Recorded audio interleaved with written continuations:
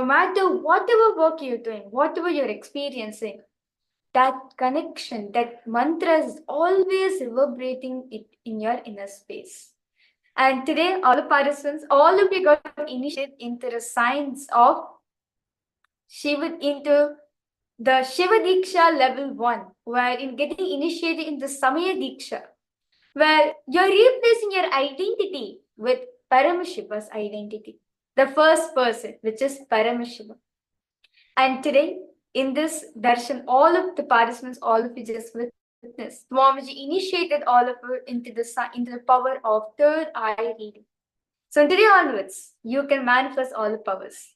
You're officially eligible to manifest all the powers. With the initiations, formally all the participants, all of you can start manifesting the. Just one thing I wanted to mention before we start the power manifestation.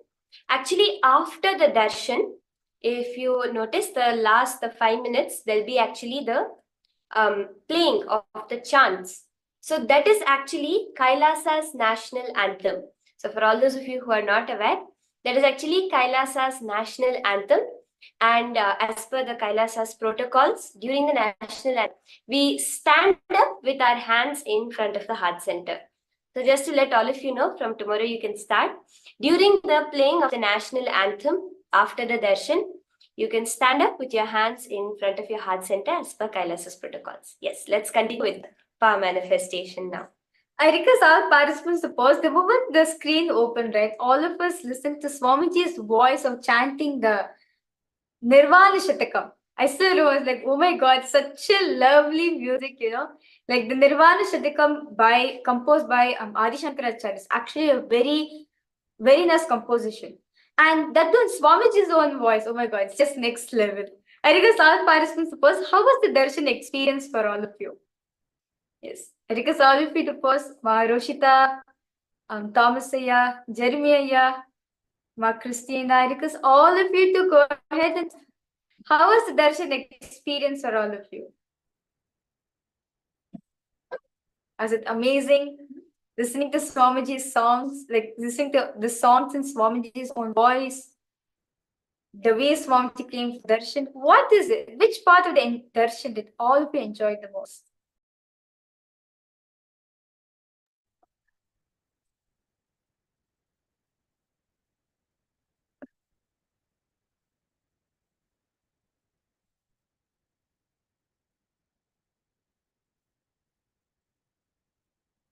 Okay, the start was great. Manjana Priya. Okay, opening mind is like a burst of consciousness. Wow. Yes. Actually, the initiation all of you reached is a new life that has entered you. No longer the old life that is there is anymore there inside of you. It is a new life, and the most best part is this life, you can design it how you wish it to be. Whatever you want to create in your life, you can create that now. So that's the best part of this. Thank goodness. Yes. From today onwards, you're a new being, a fresh being. So you can design the life how you want to be, or how you want it to be. Kima Christina posted, Swamiji's darshan is always amazing. I enjoyed the whole thing. That's nice, Amma. How about for the rest of the participants? Ma Maggie, Ma Jnana Priya, Ma Jnana Prakashini, Thomasaya. Those of you in Vancouver, Surrey Home Temple. Well, to give my experience of these darshans, it's no words to say, actually, no words to describe Swamiji in every single level, whether the form when that Swamiji radiated, like Dalankar, meaning the dressing, how Swamiji came, the music, oh my God, every single thing is just in perfectionism and above that, to say. Everything is so perfect, so amazing, and it's so wonderful. Of course, nothing can compare Swamiji's grace, nothing can compare Swamiji. It's beyond words. Okay, experiencing a deep silence in our inner space. Yes, thank you so much for sharing.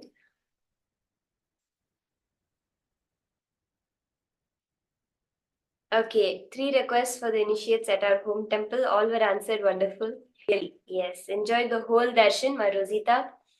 The frequency resonated in your inner space. Yes, actually, as we learned before also, just to emphasize again, that Shiva Mula mantra, Om Ham Hum Shiva Namaha, you'll actually start to notice that especially after you get the initiation, even without your conscious choice, even without you consciously thinking about it, that sound, that vibration will be subtly rotating in your throat. See, if you get initiated by a normal master, maybe you would have to practice chanting the mantra consciously until it became a partner space. But because you're initiated by the incarnation, the mantra itself will go and stick in your inner space. That without you realizing itself, suddenly you're like, oh, the Shiva Mula mantra is just rotating in my inner space. Yes. Swamiji's singing was special. Yes, of course. Listening to Swamiji's own voice, it's just amazing, extraordinary. Yes. So all the participants, since now all of you are initiating into the level 1 of the Shiva Dīkṣā, which is the level 1. So all of you will be receiving the Atmalinga and also the Kanta Rudraksha Mala, actually, for all the participants. Those of you can initiate into the Shiva Dīkṣā, all of you will be receiving a Rudraksha Mala, with a Rudraksha Mala Swamiji's photograph in it, which is called the Kantamala, which is always to be tied in your neck region. And the Rudraksha of the Kantamala only to be touching your throat center, like around your throat region. And that Rudraksha is responsible for the continuous vibration of the mantras within your system.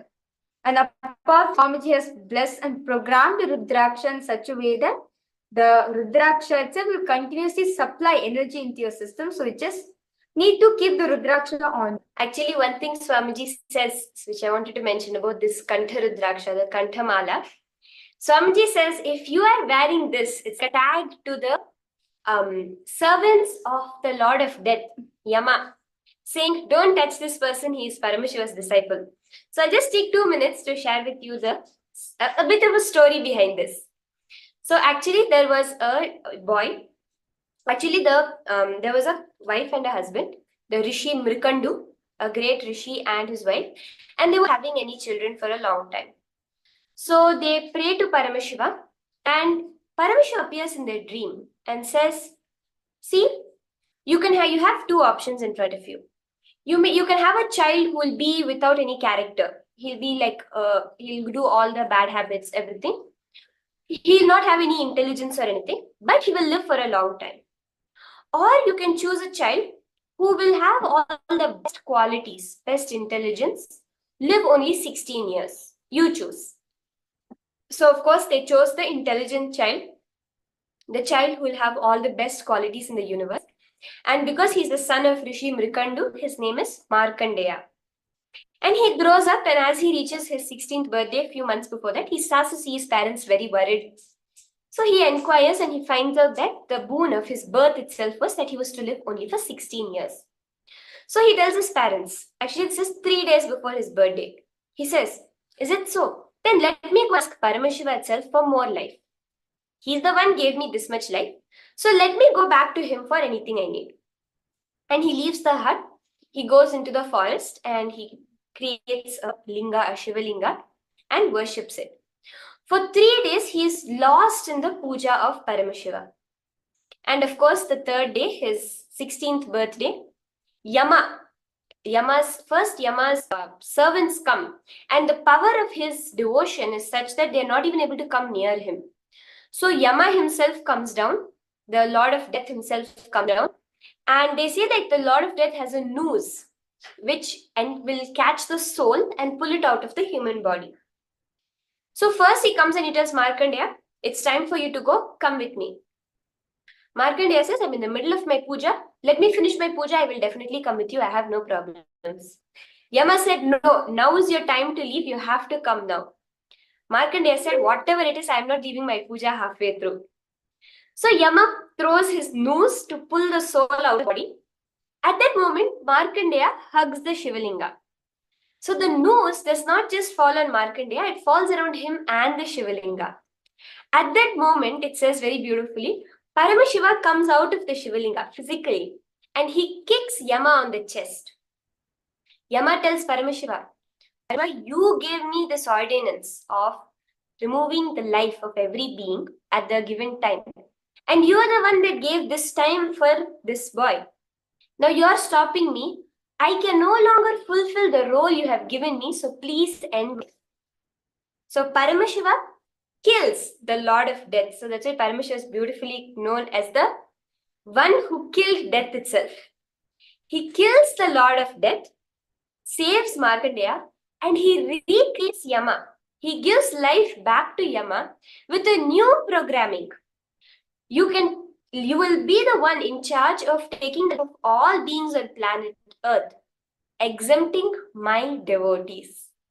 So beautifully, Paramashiva gives back life to death itself with the rule that you will take the life of all beings on earth, exempting my devotees. So this Kantha Rudraksha is that tag which Paramashiva has given us. Shama, I am Paramashiva's devotee, you cannot touch me. Swamiji says that if you wear this Kantha Rudraksha, at the end of your life, it will not be the Yamaduta, servants of Yama who come, it will be the Shiva Bhutas, the followers of Paramashiva who will come to take you to Mahakailasa. Yes. So for all the participants, we actually will be shipping this Kantha Mala for all of you. Since all of you are initiating the Shiva Dīkṣā, so all of you will be getting this Kantha Rudraksha Mala. Always remember to keep this Rudraksha on you. Never at any chance remove the Rudraksha Mala out of your body. Never at any chance. Like for example, go for bath, do not remove the Rudraksha. Always keep it on only. It's like a protection. It's like Swamiji is always there with you with this Rudraksha Mala. So no matter whatever it is, always make sure to keep the Rudraksha on, the Kantha Mala on you. And always keep Swamiji's photograph. Swamiji's picture is also there along with the Rudraksha.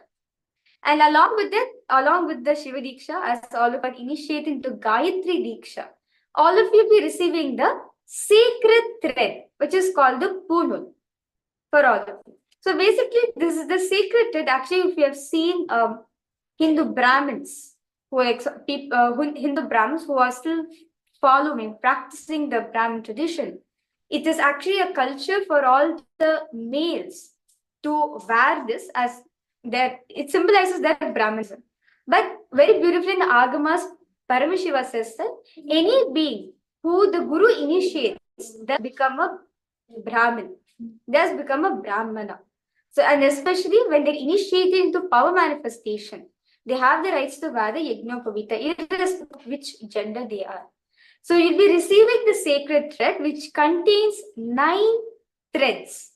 So basically, it's 9 threads put together makes the Yajnopavita, the sacred, which should be always be worn on your body, which needs to be worn like in the side. Basically, you put from your left, goes to your right. And all those of you who are around the world also, you can also contact your local temple to see the status of how you can get the Atmalinga, the Yajnopavita and the Kantha Rudraksha. So if there's a temple in your vicinity, in your country, in your city, you can reach out to that temple and they will also have the further details of this. Yes. And along with it, for all the participants, we'll be gifting for all of you the Bhasma, the sacred ash. As Swami says that the Paramashiva's gift for all of us is always the sacred ash, sacred powder. So if you're like, if there are any Kailasas in the region where you're in the country where you do contact your local Kailasas so that they can provide you all these materials. You can ask them for the sacred kumkum. They will provide you the sacred kumkum so they can actually start living the Hindu lifestyle. Geetanjali have posted your Kantamala broke along with your daughter. Will this be shipped individually? Actually, Ma, you can reach out to the Toronto, the Canada HR in Toronto, the Toronto Sangha lead, the Mahant of your location, and she can help get this reached to you, Ma. Well, definitely, Ma, we'll ensure that the Kantamala has been reached to you, Ma. Yes. So for all the participants, those who are newly initiated into science, do not worry. Please do contact your local Kailasas. And apart from those, as the Paramashivoham program, you'll be receiving all these beautiful gifts also. Yes. So for all the participants for this initiation, you'll have the Atmalinga, the Kantamala, the Yajnopavita, and the sacred ash. Bhasma as directly gifts from Swamiji for all of you today. Yes. So with that, beautiful, and apart from that, Swamiji has initiated all of us into the third. Swamiji has awakened the third eye for all of us. So for all the participants, always ensure not to take in anything fluoride, whether in toothpaste, soaps, water, food, in any items. Always ensure the fluoride items not being added. Especially in the water. The water, Swamiji says, more of the toxins enter through the skin than what you drink. So if you're bathing with fluoridated water, do buy a fluoride filter or something which will completely stop. I know people who actually have it installed in their main pipe system itself. So the source water itself has a fluoride filter which needs to be changed every year or every 6 months. So you can look into this because fluoride is one of the worst neurotoxins, and it is to be avoided at all costs. So if you're living in a country where the government fluoridates the water, please do look into seeing how you can avoid that completely. So any questions any participants have regarding today's initiation? So from today onwards, all the participants are officially initiated as Swamiji's disciple. That the foremost thing Swamiji does is initiating you into the science of Shiva Dīkṣā. So now we'll be starting the power manifestation. Yes. So for all the participants, so today Swamiji initiated all of you into awakening the third eye. Swamiji has awakened each and every single one first, all of your third eye. So all of you are going to be start to manifest these Shaktis. So the first and foremost thing, Swamiji says that when you close your eyes, you will be first thing you need to have the darshan of Swamiji in your third eye. Okay, so all the participants first will be receiving the darshan of Swamiji in your third eye, and right after that we'll be moving to seeing colors. The first and basic thing Swamiji says that when you get my darshan, you'll actually start seeing colors, different colors you start seeing, like any shades of color we able to see. From colors you go on, numbers, you see pictures, you see letters, and all the way to where you actually start seeing everything through the third eye. So request all participants now to please get an eye band and come for this manifestation. Any eye band, if you have an eye band, be great. Or if you have even a cloth which you can use as an eye band, preferably a darker color, should be great for the manifestation.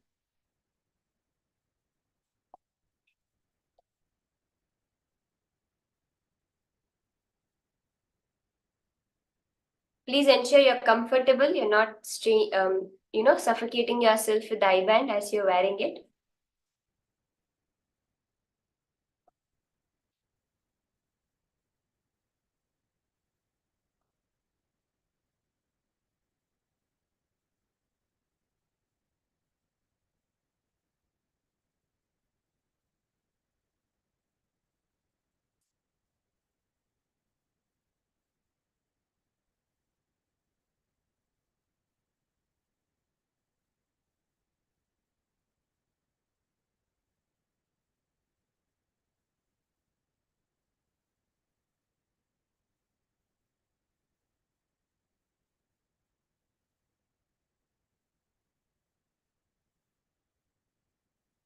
Okay. So first, I request all of you now to please close your eyes.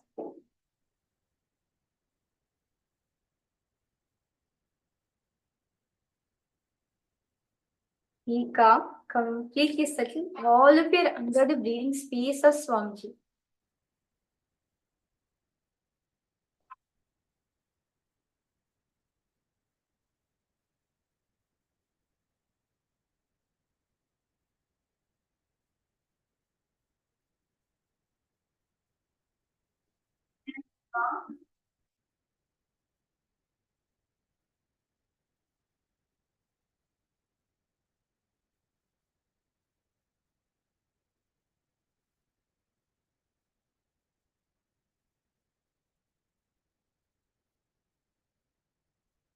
In this space, beautiful space, start chanting the Mahavakya intensely. Om Nityananda Paramashivoham Om Nityananda Paramashivoham.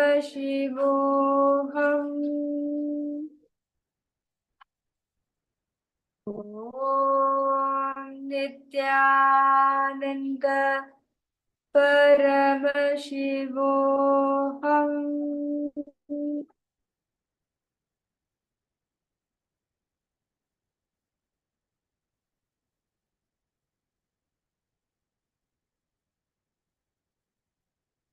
Get the darshan of Swamiji in your third. See him happening. See his form in your third eye.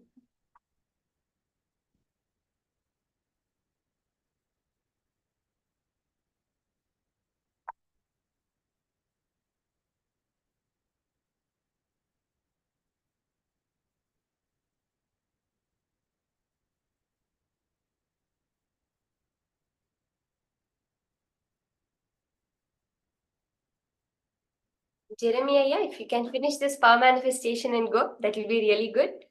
But no forcing, if you want to leave, please go ahead and leave. For all participants, all have the darshan of Swamiji in your inner space. He's sitting there. He's there in your third eye.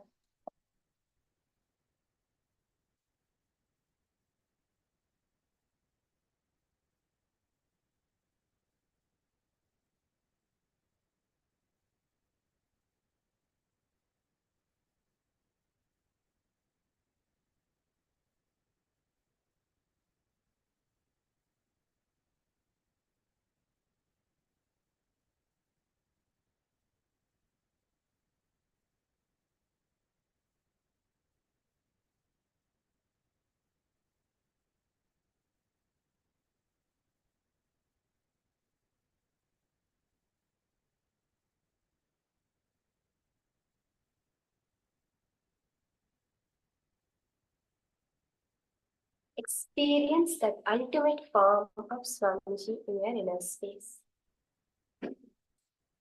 In sharp HD color.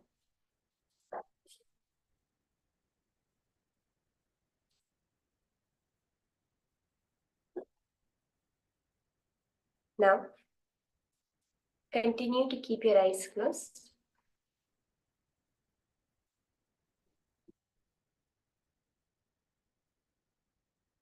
A color is going to be projected on screen.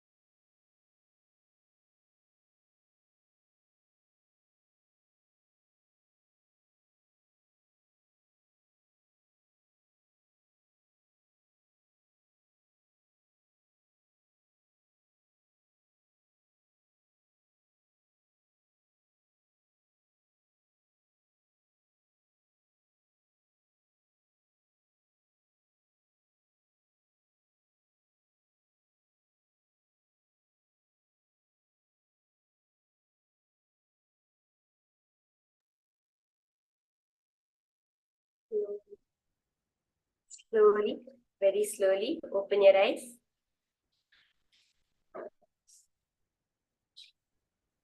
It is all of us to post. The color. What is the color Swamiji showed for all of them? Exactly all the colors posted in the chat section. All the colors Swamiji showed you posted in the chat section. Blue. Okay. Christina has seen blue. Jeremiah saw green, blue, and yellow. Okay. Okay. Green, white. Okay. Each of you saw green. Okay. Christina has seen green.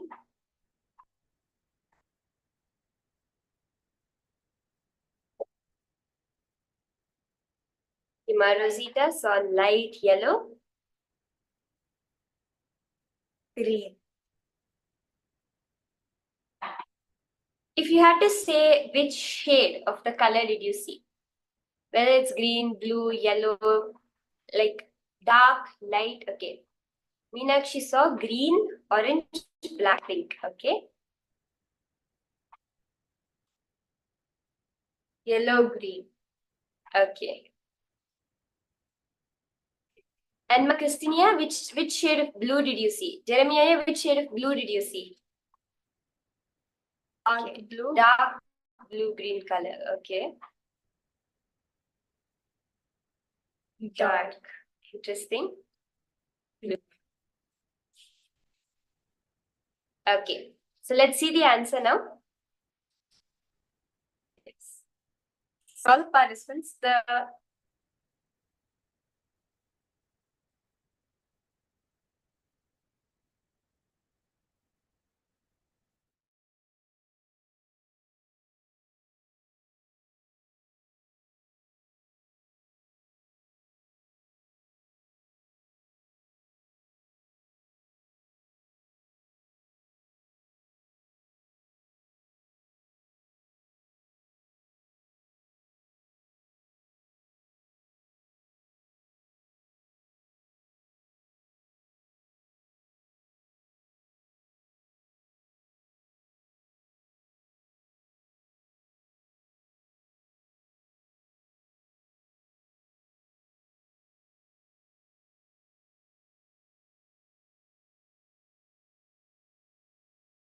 so for all participants, Yes. Now, if you can see, the color was actually a blue color. So blue is right for all of you. All of you celebrate your manifestation, however Swamiji manifested for you. Just celebrate it. actually I can understand why participants all of you are saying yellow color. It's because at the top, exactly Swamiji's logo is there. There is a yellow circle actually, which is around the Swamiji's picture. Yes. So all of you are seeing the yellow so evidently. See, Swamiji says when you're doing the power of third eye, it's important to keep your eyes closed so that the optic nerve does not get stimulated. So even inside the blindfold, keep your eyes completely closed. Then only you'll be able to see how the lack of light entering through the two eyes will in the third eye for you.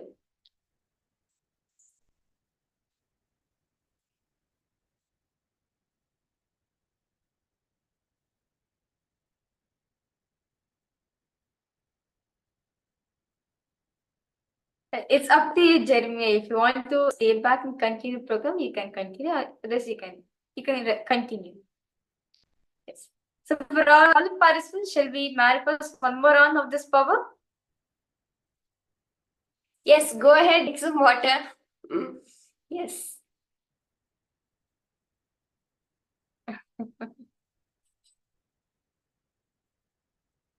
If any of the participants want to drink some water, freshen up, please feel free to go ahead and do that. As we continue with the sessions of the day, whatever is going on, please don't hesitate to, you can drop a message in the chat and you can go pick up some water, drink some food, anything. Yes, Jeremiah, you can work towards seeing how you can get a fluoride filter. And for fluoride, Swamiji has given a very powerful detoxification method, which is actually to take your organic turmeric powder and make kind of like a paste with water.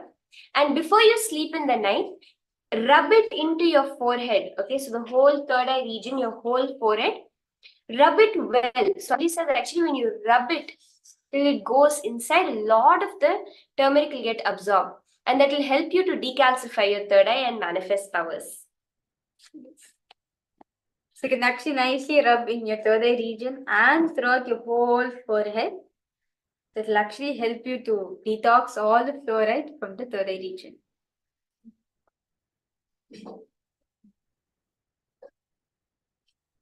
Yes.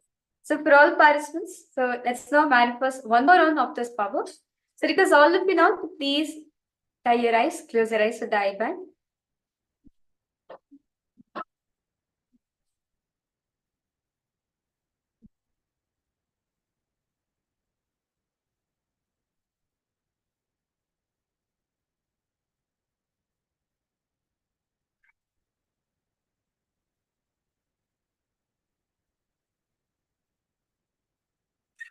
Request all the participants to close your eyes again.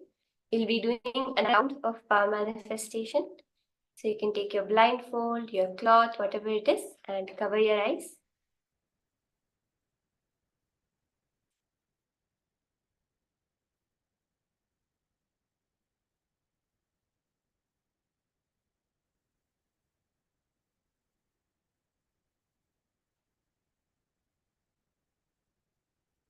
Connect to me and start chanting the Mahavakya.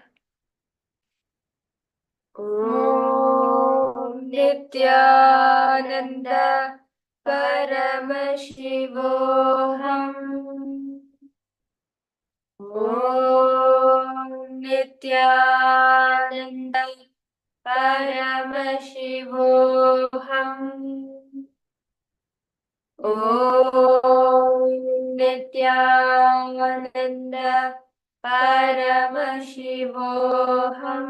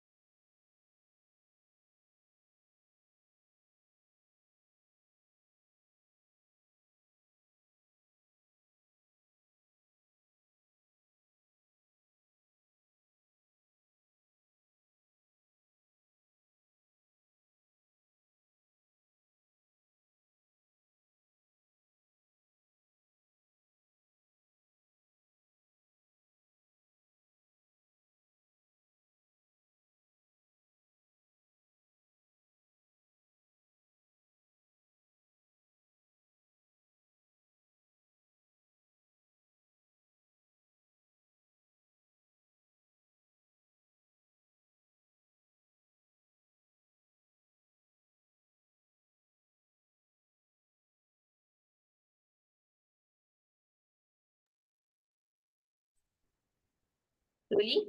I request all of you to take off your blindfolds, open your eyes.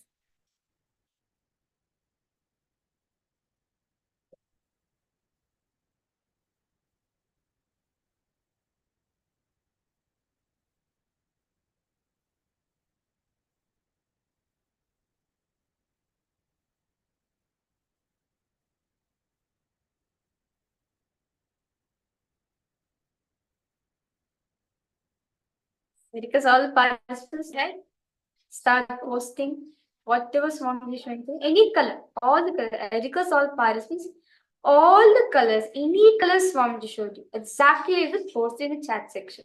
Don't think, oh, I think it's my intuition, or I think it's my mind just created some random color in my head I'm posting. No, someone just share something. If you close your eye, you're able to see something. It is only Swami usual. Because as human beings, we are not trained to see with our eyes closed. The moment you close your eyes, you're in pure darkness, right? But if you're able to see something even after having your eyes closed, that means it's only Swamiji who shown. So understand all the participants. So exactly everything what the Swamiji post in the chat section. Okay, Ma Christiana, you posted, I saw forest green. Okay. Meenakshi saw brown, purple, pink. Manisha saw maroon, red, brown. A huge pole like a flag. And Magita, you saw golden color. Okay. Maruzita, you saw black and silver. Interesting.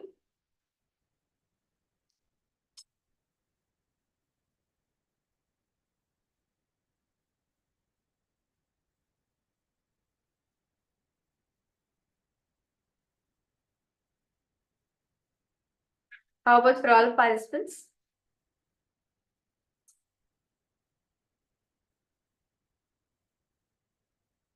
Yes, Nityanandam Jeremiah. Hope to see you tomorrow also.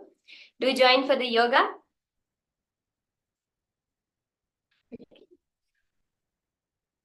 Yes. Anyone? Any colors?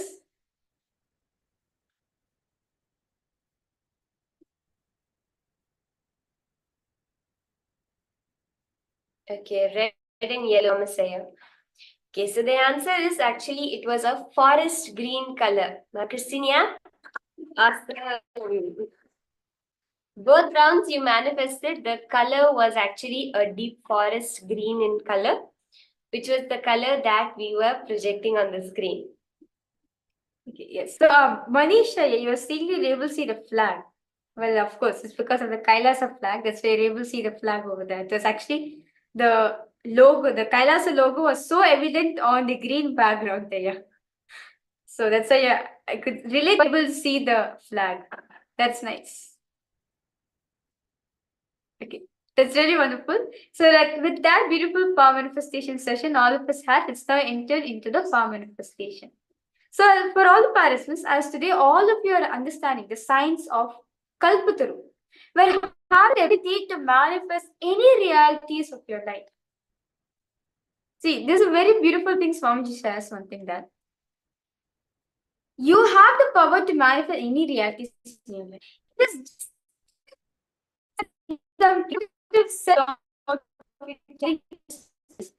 is the reason? All the things to realities in our life. So let us understand fundamentally what are the impact. The main thing Swamiji says you need to have in your inner space for you to manifest your reality is the space of possibility. Having the space of possibility is too important. See, if you have the space of possibility, anything can happen in your life. Anything is impossible for me. I don't think it's manifesting. But if you're having this space of possibility, any problem comes in your way, you'll always find a solution for it. You'll only take that opportunity as how can I take this opportunity to expand myself?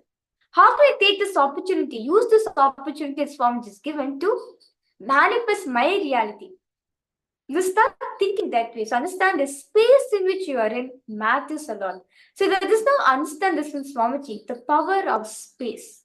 which is too important for all of us to manifest Kalpataru, ultimate fulfillment in our life. See, a space is created. So we may have heard the word of I created a space for something to happen. Especially if you have been in Kailasa, you would have heard I really want this to happen. I'm creating a space for this. What does it mean? Strongly visualizing what your desire that you're already has become a reality. Your desire has already become a reality. Visualizing this strongly. Imagining with utmost detail what you want is already present. It's like making a balloon, which is a visualization. Infusing the air into it is the second part, which is infusing the energy for the reality to manifest. Now, if you're creating a space for health, you really want to become healthy. Just see as if it is already real. You're already healthy and you are living healthily. This is the creation of space for health. Your inner space is equivalent to your womb. The way a child can grow in the womb, in the same way you can grow whatever reality you want in your inner space, and it can be made in reality. It can be delivered. Actually, this science was manifested by one of the greatest devotees of Paramashivoham, Pusalar Nayanar was his name. He was a poor temple priest in a very small temple in South India, and he used to whole day just be doing the temple rituals. He used to not even have any spare at the end of his day. But he had a deep desire to build a huge temple for Paramashiva. So what did he do? He used to create this space. How? Once he finishes the temple duties, he'll sit in one corner of the temple, close his eyes, and he will build the temple inside his inner space. Means how? He'll have the books of all the construction agama related books. He'll keep that in front of him.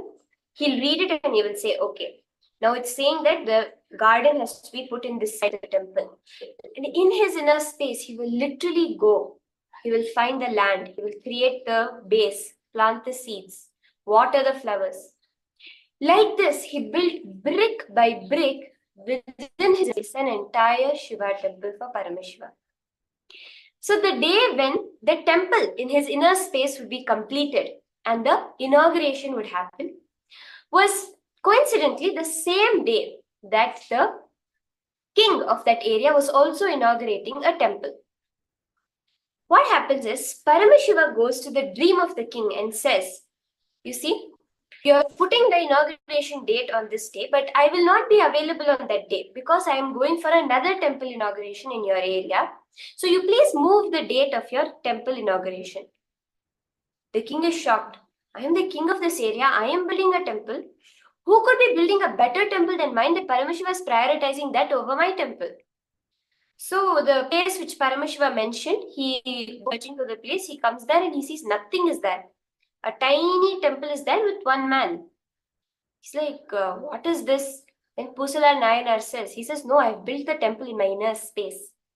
And Paramashiva actually comes down from the inner space of Pusala Nayanar, creates the temple. He pulls it out into the reality itself. And till today, the temple stands without any being able to identify the material out of which the temple is built. So over years, actually, the temples start to crumble, and a lot of initiatives are there to restore the temples with as much original material as possible.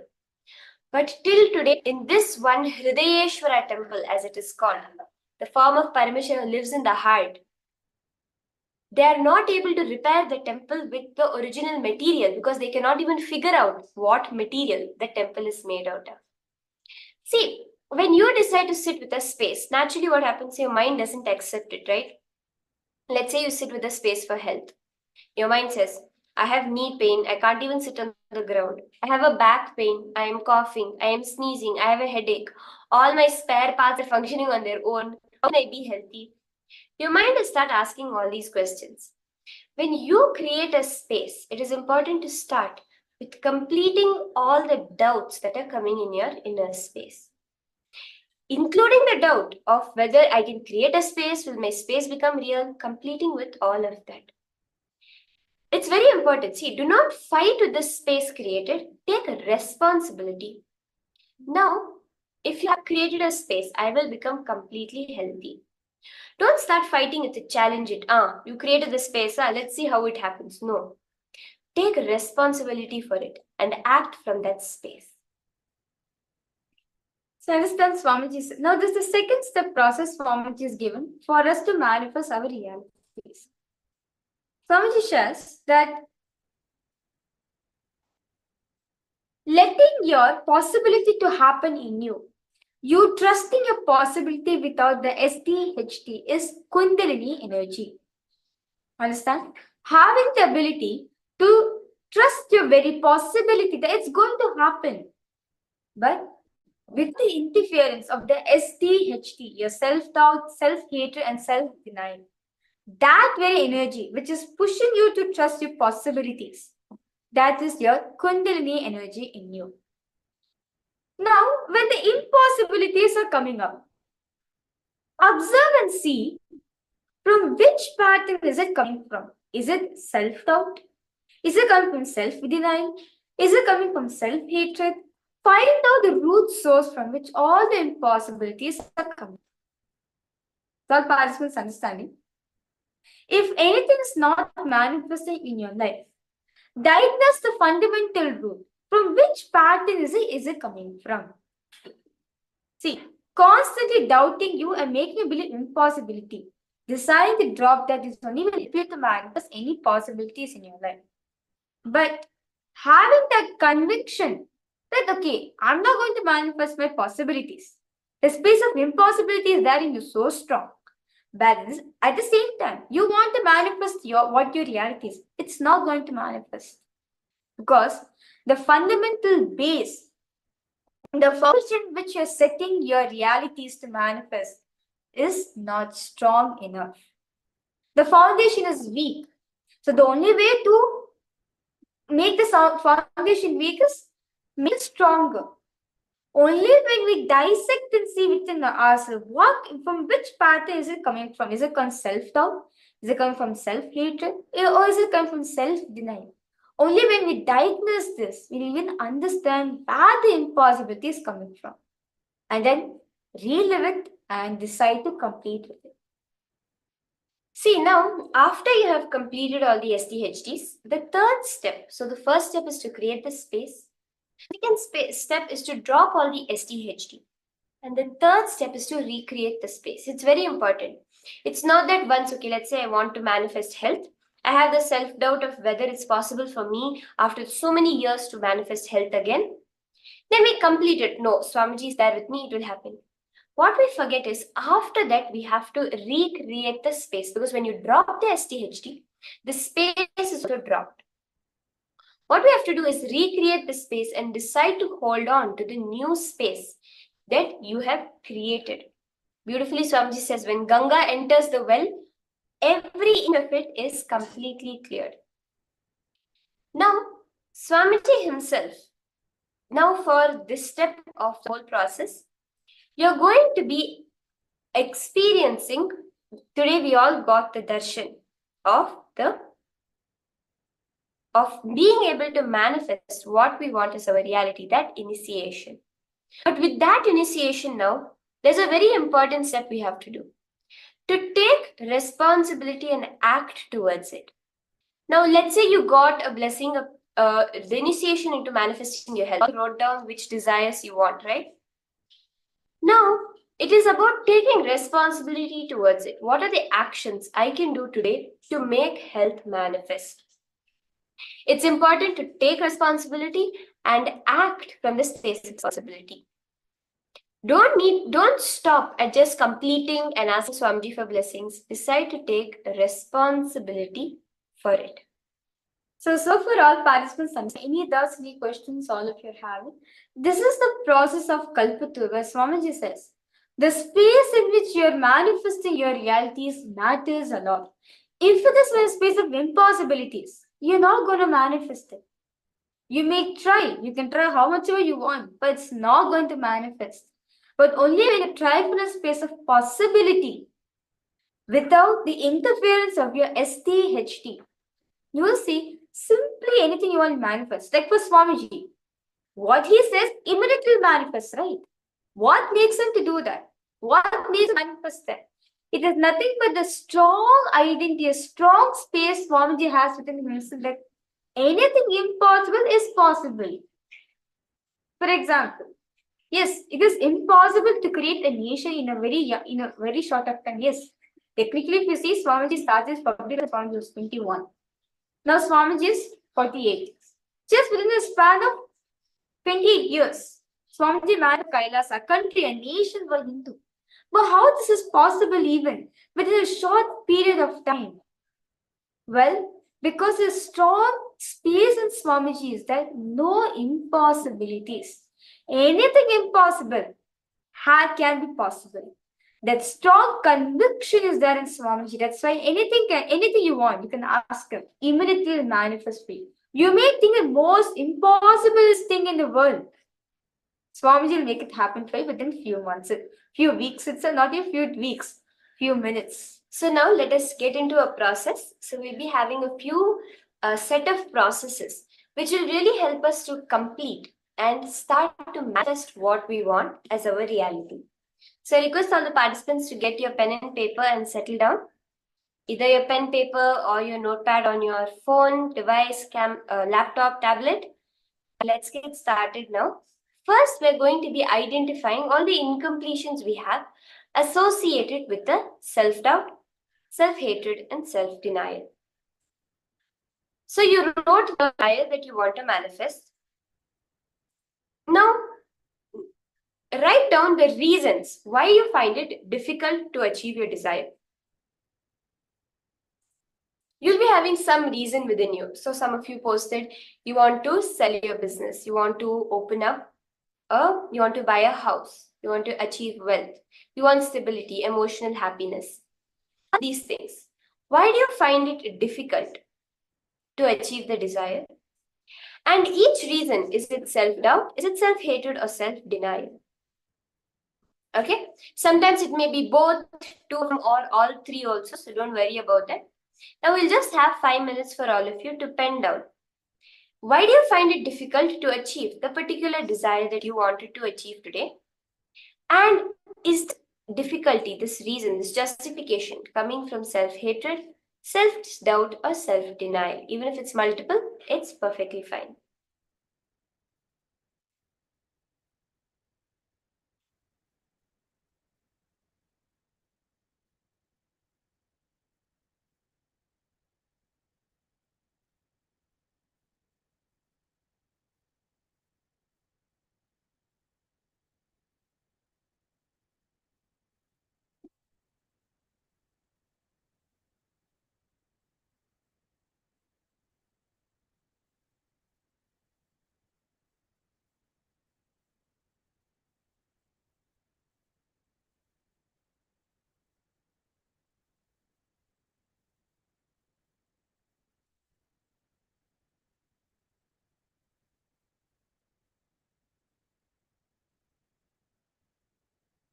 For example, I want a promotion, but I'm not as skilled as I'd like to be. What is stopping you from acquiring the skills? I don't think I can learn it that fast. It's self-doubt. If you feel, I don't think I'm meant to learn it, it is self-denial. If you say that I'm useless, it's impossible for me to learn it, that is the self-hatred. You're tying your ability to do something with how you see the functioning of the world. Write down like this for each of the items in your list.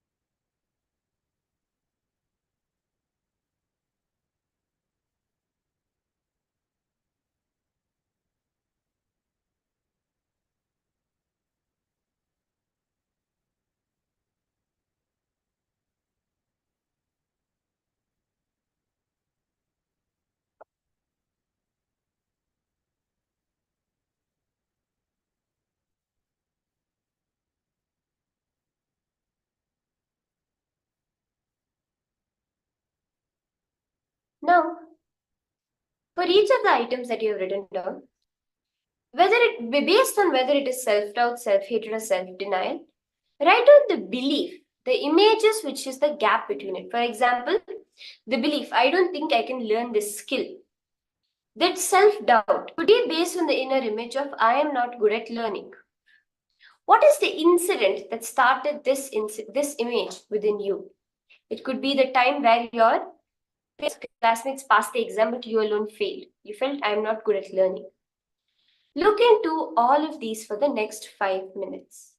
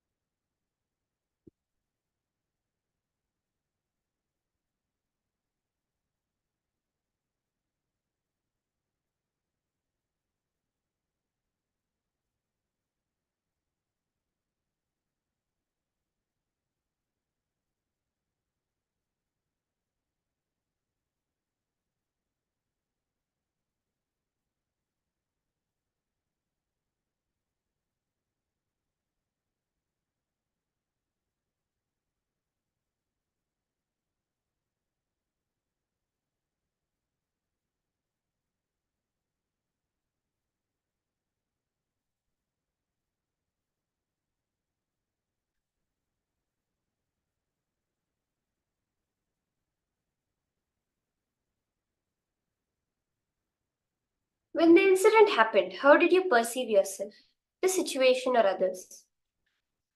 Do you see how that perception stayed with you? Is that perception true? Or is there a chance that the perception is wrong? These situations, many of them are repeated again and again. Can you identify that vasana?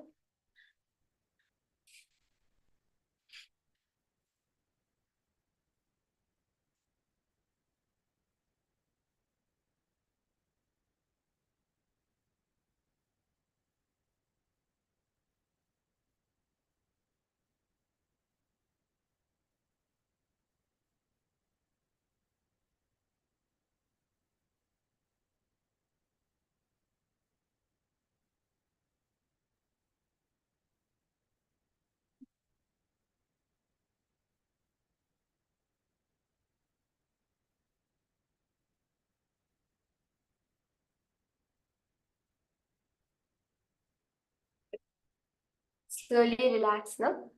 So there are another many processes Swamiji has revealed for this, which you will of course be receiving in your homework also. And I'll just briefly go over them so you can take notes if you would like to do these processes later in the day too. Later, whenever you have some more time.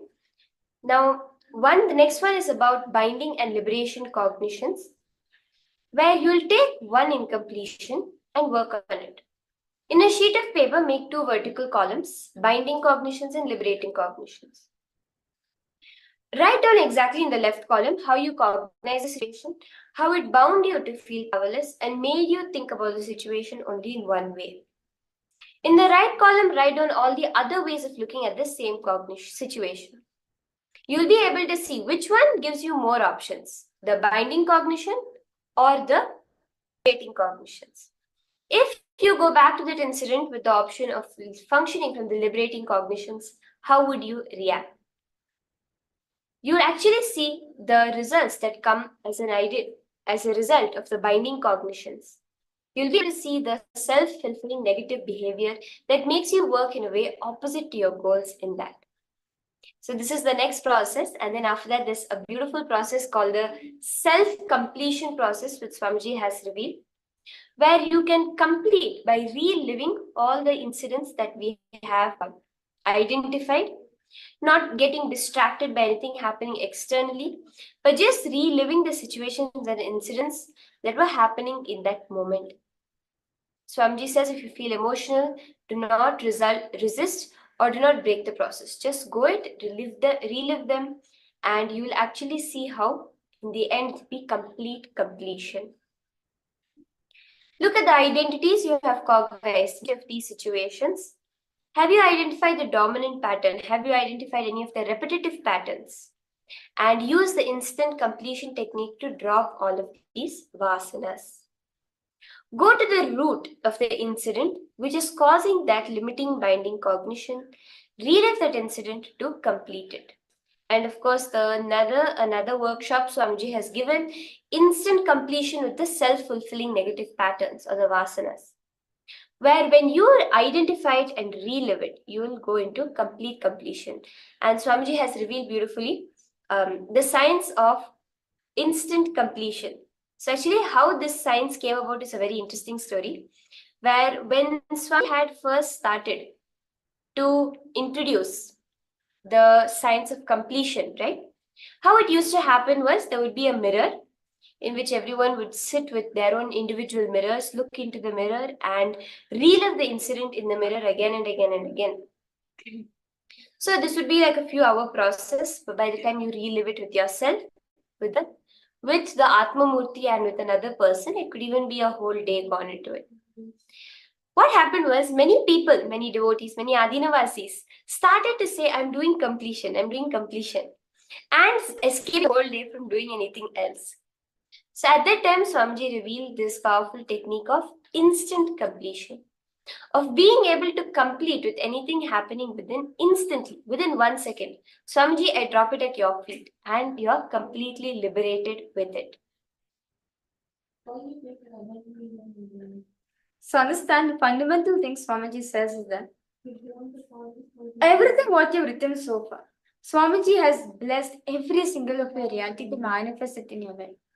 Now the only thing you should from your side is decide to take responsibility for the action. Swamiji says one thing very beautifully. My blessings is always there. My grace is always there on you. But it is you who needs to convert the blessings as a reality for you. Yes, it's not that I can't do the job of manifesting those realities for you. But understand, you are Paramashivoham. It's your reality. So you have to take responsibility for manifesting that reality in your life. It's fun. It's all participants understanding. Yes, okay.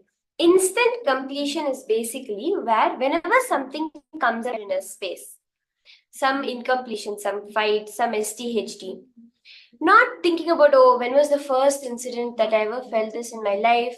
What are the details of that incident? Let me relive it 5 times. No.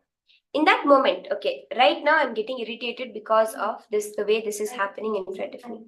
Swamiji, you take care, I drop it at your feet. That is the instant completion. At every moment, whatever is coming up, Swami, I drop it at your feet. Swamiji, I drop it at your feet.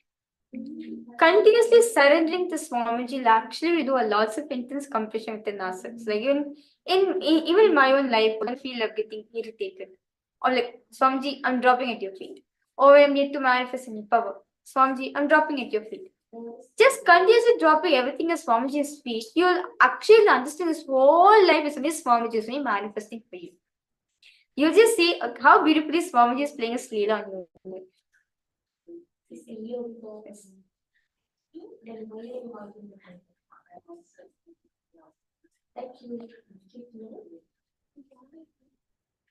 Yes. So for all participants understanding, any further questions, any doubts, all of you have.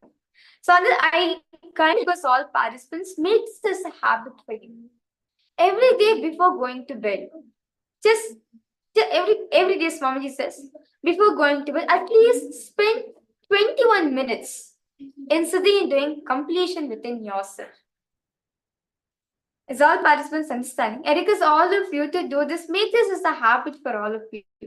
Before going to bed, spend 21 minutes, do intense completion. Then and there itself. How did the whole day go? What all the emotions I experienced? What all the realities I've manifested? What the emotions I've expressed for me? All the incompletion, right, which I explained throughout the whole day. Write it down before going to bed. And then you can use any of these 5 completion techniques. Instant completion, or completion with the SDHT, or completion with, or reliving the past incident, or going to button, any type of completion, various types of completion process form script. Decide to choose one, complete, then go to bed. You'll see the next day wake up. You yourself feel the heaviness which you carried the previous day. That heaviness will no more be there in you. That heaviness which you carry will no more be there in you. See, 99% of time, the heaviness we experience with our inner space is only due to the incompletions and patterns which we have not completed with it before. So make this as a habit. Before going to bed, I do completion. You'll see the next day morning, you'll feel lots of lightness happening within your inner space.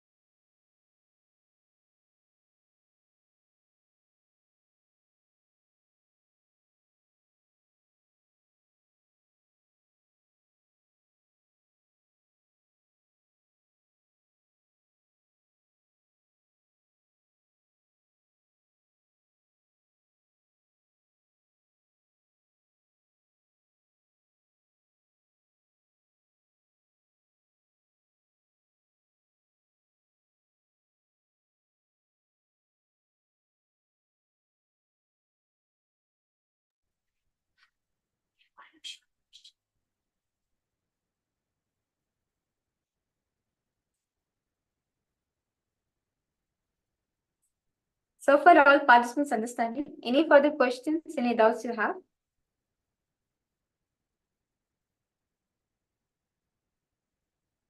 So just decide to adopt the completion lifestyle. So that is the secret the secret key for you to manifest anything you want in your life.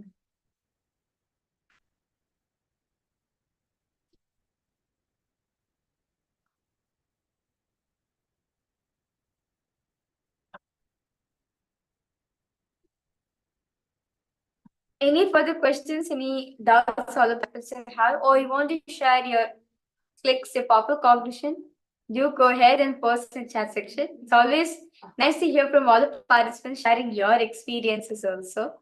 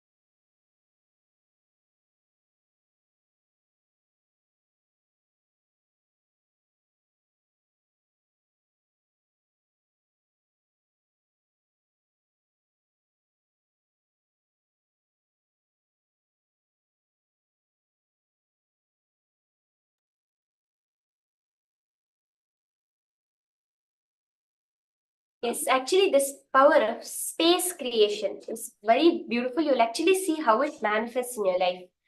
Where when you just go through the whole process of intensely creating the space and completing all the self-doubt, self-hatred, self-denial coming up till your space becomes a reality.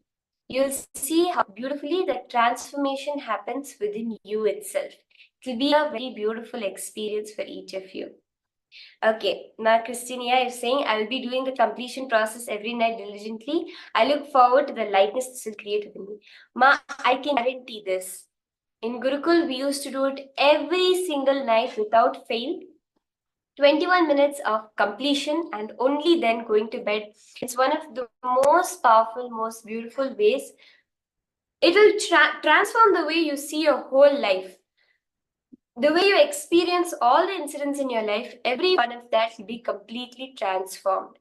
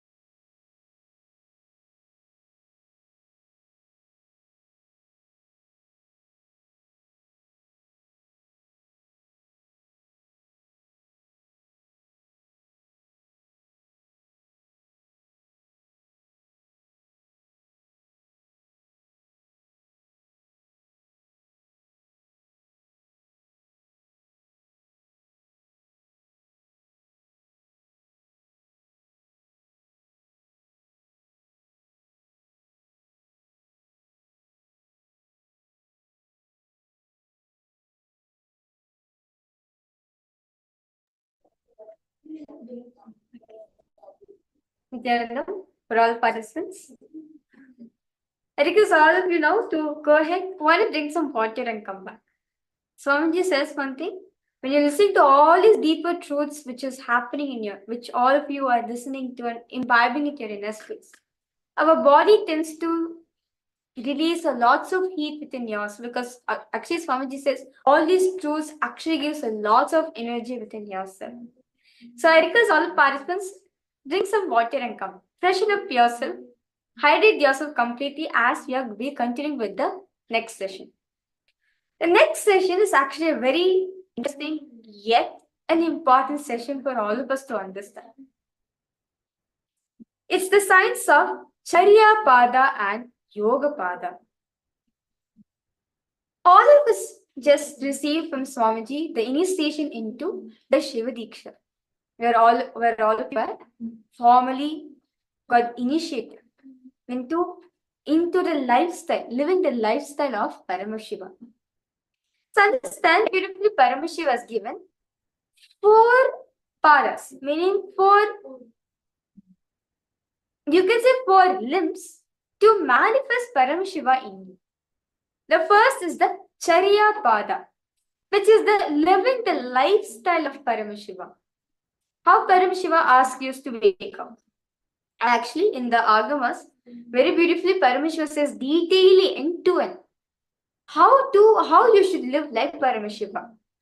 Which position to sleep, which side to sleep, which side of the bed you should be sleeping, you should be in your bed, on which direction, to when how you should wake up, what time you should wake up, from which position you should wake up. Then after you wake up, what is the first thing you should see? Then how you should go take part, you should do the whole cleansing process within your system. Then how you should prepare yourself for yoga. Every single activity, every single action you do, there's a specific way how Paramashiva was given for all of us to manifest and achieve it. And the next is the Kriya Pada, the rituals. Various rituals done for us to connect with the vertical time zones. Third is the Yoga Pada. The Yoga Pada is the asanas, aligning your cosmic geometry, aligning your physical geometry, your body, to Paramashiva's geometry. That is the Yoga Pada. And the last is the Jnana Pada, all the powerful cognition, the powerful truth revealed by Swamiji, the power manifestations, you manifesting, imbibing them into your practical day-to-day living. Manifesting Paramashiva in your life, that is the Jnana Pada. So these four pada, these four limbs put together gives us the lifestyle of Paramashiva, makes us Paramashiva. Swamiji says, just doing any of these will actually lead you to experience Paramashiva in life. So first, for all the participants, all of you will be understanding the Yoga Pada of Paramashiva, the Yoga Pada of Agama. Yoga is the science which makes the divine to connect with you. Well, all of us know that yoga is just a session or it's an activity where you're physically moving your body, stretching out your muscles, strengthening your body, all this thing put together is in yoga, or doing various combinations of asanas. But understand, Swamiji says, fundamentally, yoga is the science which makes you to connect with divine. Yoga is a science which allows divine to connect with you. All the strong cognitions exploding into your system and changing your whole brain's alchemy, putting you in a space beyond any description is yoga. Ecstasy builds the whole space in you, and that is Yoga Pada. So understand, yoga as per Agama, yoga as per Paramashiva is experiencing union, oneness with oneness itself. The manuals of the Yoga Pada, such as the Prathama Vinyasa Krama, the Dvitiya Vinyasa Krama, the Tritiya Vinyasa Krama, all these are designed by Swamiji for us to experience the ultimate oneness within ourselves. So for all the participants, all of you have seen that in each of the asanas, the 12 components are added. The 12 components are asana, pranayama, mudra, bandha, dharana, which is visualizations, japa, parayana, the external chanting, karana, abharana, mandala, aushada, and weightlifting. All these 12 components put together makes an asana in Nithyananda Yoga. And it is specially designed to write our muscle memories as per the sankalpa taken before starting the session. So understand, all the participants, all the 12 components put together will actually help you to rebuild your muscle memory for the realities all of you want to manifest for your body. See, right before we start the yoga, we always do a sankalpa, right? Sankalpa is nothing but what? Conscious manifestation of your realities. The conscious decision which you are taking. So in the point of time, you decide, you visualize how you want your body to be. Like for example, you visualize, I want to have a 6 feet body. I want to have strong muscles. I want to build a body like Swamiji, glowing like Swamiji. All the visualization, how you want to manifest the body. All the visualizations, all the realities which you are creating during the sankalpa, with the help of the 12 components during the Nithyananda Yoga, will actually help you to design your body like that. So for all participants understand, so that is why the 12 components, each of the components are directly designed with Swamiji for you to ultimately manifest your desires, your realities for your life. So there's an Atma Pramana Swamiji is given, one of Swamiji's gurus, who is Yogiraj Yogananda Puri, who is an adept in the fields of yoga. Swamiji says very beautifully, when Swamiji was the age of 3, the young avatar, meaning Swamiji, was recognized by his yoga guru, Yogiraj Yogananda Puri, and also called as Raghupati Yogi. Raghupati Yogi chosen to play the delightful role of a guru in the life of Swamiji in Tirundamalai. This marked as the revival of the authentic yoga in planet Earth. So understand, Swamiji establishing the Nithyananda Yoga as a mainstream science of authentic and enlightening method of yoga for millions of followers worldwide. When Yogananda Puri left the body, the same year when Swamiji left Tiruvannamalai in higher pursuit in the year 1995.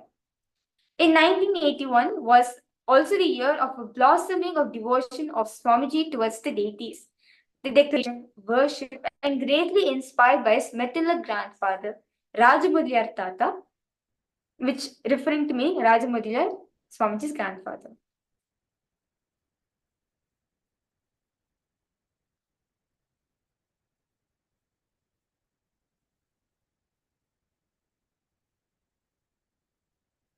So for all participants, now we have a quick activity for all of you. So for you to experience the ultimate yoga pada, let's now do this. So because all participants now, all of you are going to be visualizing yourself as a skeleton. Actually, all of you that have been doing this during the Nityananda Yoga itself, after few asanas in the Prathamayasa, you have been doing visualize yourself as a skeleton, do the skeleton dance, right? So all of us are going to be doing that right now. As Swamiji says that, see, when you're doing the skeleton dance, when you're moving your body intensely, all the toxins, all the incompletion which is stored in your muscle memory layer gets cleansed out within your system. So I request all participants, I request all of you to stand up. Let's do this for just for 5 minutes. Yeah, how many of you are ready for this? Okay. How many of you are ready for the skeleton dance? You can post yes in the chat. This is actually a very powerful technique Swamiji has given. Just doing this for just few minutes will actually do lots of good detox for your whole body. Okay. So request all participants now to close your eyes. Visualize yourself as a skeleton.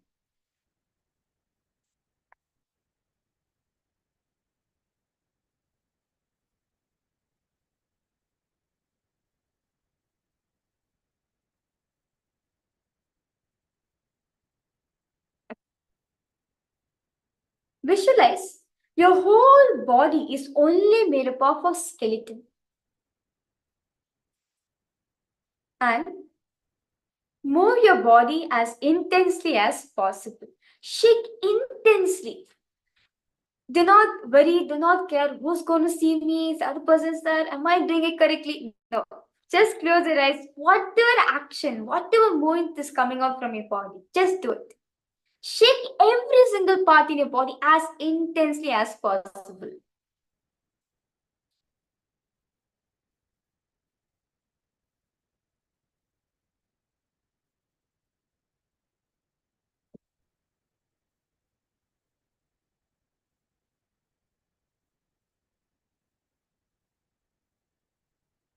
Shake every single part in you.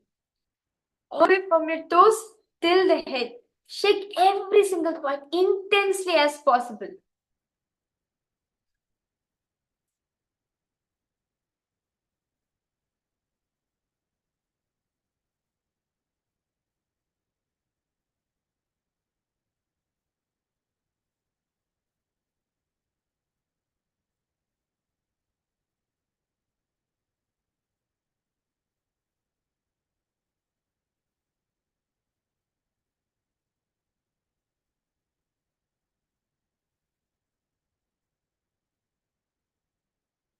Intensely as possible. Just shake your whole body intensely, completely. Do not care, okay, am I doing it properly? Do I need to do little intense? Just shake intensely as possible. However you feel as intensity. Just shake intensely. You can jump around, kick your legs. Just nicely shake intensely as possible.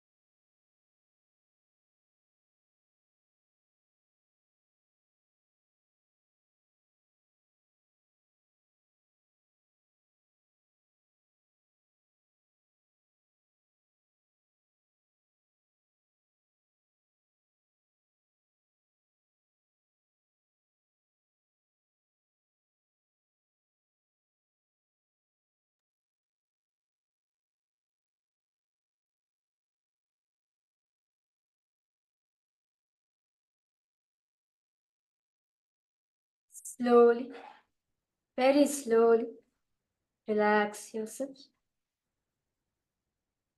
Walk front and back in your mat as you inhale and exhale as slowly as possible and as deeply as possible. Relax your whole body completely.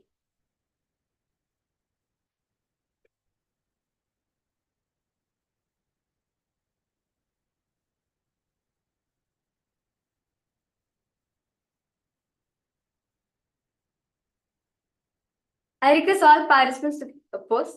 How was your experience? How did all of you feel right now? Intense, energetic? How are you feeling exactly after this? How are you feeling?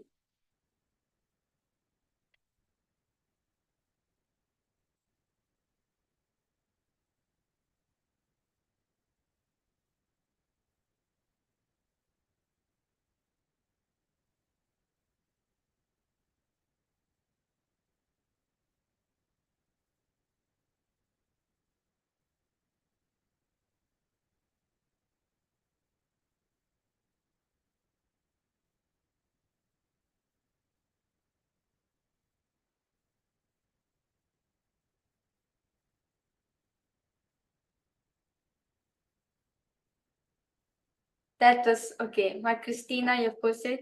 That was so fun. I feel energetic and feel like all the burdens are dropped. That's nice, Ma. How about for all the participants? Jeremiah, Malisika. I request you to go ahead and start posting.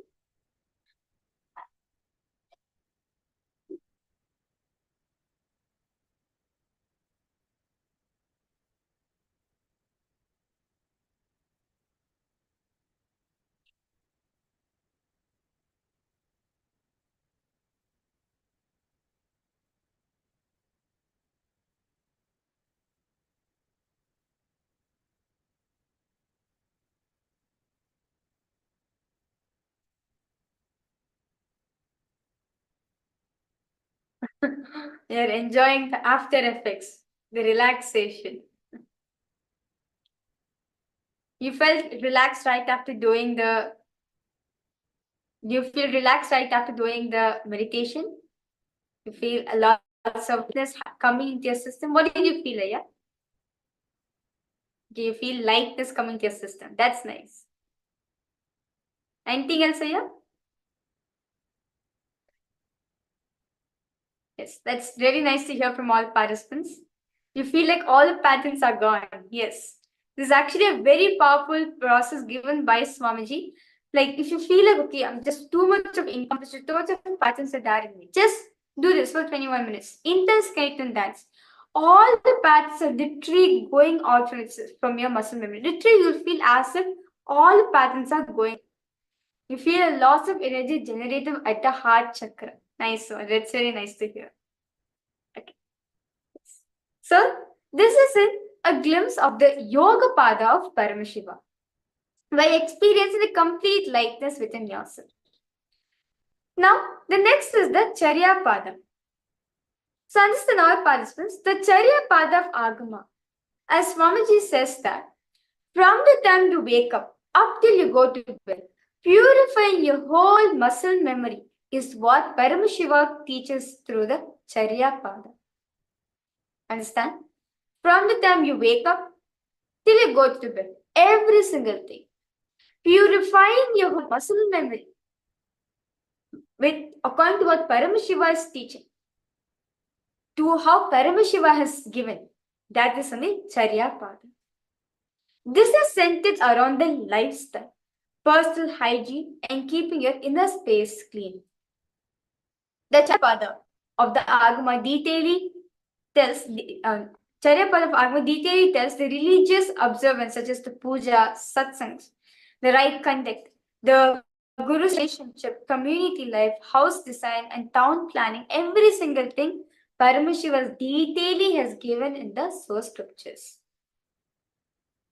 Beautifully, in the Matanga Parameshwara Agama, Vidyapada, Chapter 2, Sutra 7, Paramashiva says, Samayachara sadbadas tithi swamnaya lakshanah charyapada samuddishto yavat panchabhishitaihi. Paramashiva says the section in which the various conducts, observances, and disciplines have been enjoined for the initiated disciples such as Samyami, Samayi, Putraka, and Sadhaka, and which enables them to accomplish the well-known four human goals of Purushartha, Dharma, Artha, Kama, and Moksha, is known as the Charyapada. These conducts and disciplines have been explained through the pleasing, agreeable, and lucid statements in this section. This section is set forth in 500 verses.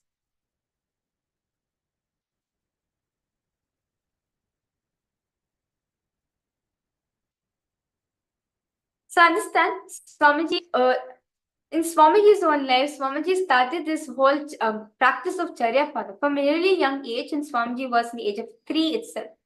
From a young age, from the year 1982, from the age of 4, intensely Swamiji was practicing on the Charyapada lifestyle from then till now.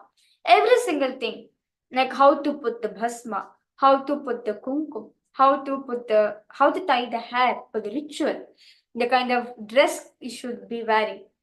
Like very beautifully, Paramashiva has given detail. Like, to give a few examples, like the dress we should be wearing, the material of the dress we should be having mostly cotton, because Swamiji says that the cotton fabric actually has the tendency to hold oxygen within your system. So especially when you wear cotton clothes, right? Like that material itself will support you to absorb a lots of prana within yourself. Not like more like the synthetic material, which will actually like suffocate you, which will actually suffocate you, does not allow any oxygen to flow through. But the material cotton, it will actually help you for the energy flow happening within your body and also absorbing the prana, the life-filled energy within your system. And apart from that, Swamiji has also given like how the various different detox processes will actually help you to manifest that. For example, you have the Jala Aushadha, the Haritaki, the neem juice. All these are different types of detox methods given by Swamiji for you to experience the authentic Charya Padas per Paramashiva. And also, like, for every single thing, even the way you should take bath, from which part to part, body part, you should be starting. Every single way, detailedly Paramashiva is given in the source scriptures. So, any questions all participants are having? So, understand, when Paramashiva is reflecting on you, when Paramashiva reflects you in your brain, he reflects as the Jnana Pada, as the knowledge and the powerful cognitions. When he reflects on your body, when Paramashiva reflects in your body, it is Yoga Pada. You have yogic alignment within yourself. When Paramashiva reflects on you in your emotion as Kriya Pada, you feel intense feeling connection happening between you and Paramashiva. And when Paramashiva reflects on you in the lifestyle, he expresses as the Kriya Pada. Every single way, how the lifestyle should be, detailedly Paramashiva has given. And even like the kind of cooking also, like actually in the Agama, we have a separate chapter called the Paka Shastra, which tells detailedly different types of ways of cooking. The healthy food given like Paramashiva, healthy food given by Paramashiva, on how to manifest his body into you. So in that Paka Shastra, different types that we have sweet recipes, salty recipes, savory recipes, so different types of varieties are there. And how actually you can incorporate them into your very own lifestyle. And all these things Swamiji is reviving and gifting the best of Hinduism for all of us. So I request all participants now, as all of you are starting or joining us, all of you are joining for the Paramashivoham program throughout the whole 21 days. We actually will be starting the whole program with the Nithyananda Yoga from 7 a.m. EST. I request all participants to join for the Nithyananda Yoga. All of you will be doing the Prathama Vinyasa Krama, the 108 sequence directly by Swamiji. This will actually do a lots of help, a lots of benefits within your system. Yes. I request all participants now, do come and join us for the Nityananda Yoga, which is going to be happening every single day morning, right before starting the program. The first thing in the program is Nityananda Yoga, so do join for that. So I request all participants to post any questions, any doubts you have. Do feel free to post in the chat section.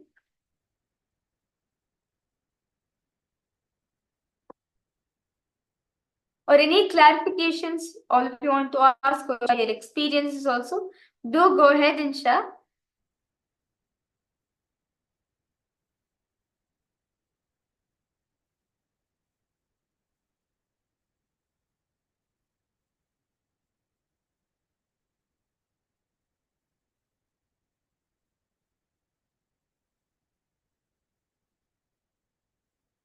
See, Swamiji reveals that the whole Hindu knowledge system was a very profound science that was existing. The way the whole transmission of knowledge happened in Hinduism was extremely positive, non-violent, never making money out of out of the knowledge, and absolutely contributing. This was the characteristics of the Hindu knowledge transmission system. This Vedas, as we have been learning, are the pure science of enlightenment. The Agamas are the applied science, the practical technology for the Veda taught currents. Swamiji says the Vedas and the Agamas are not separate. Swamiji says they are the Vedagamas.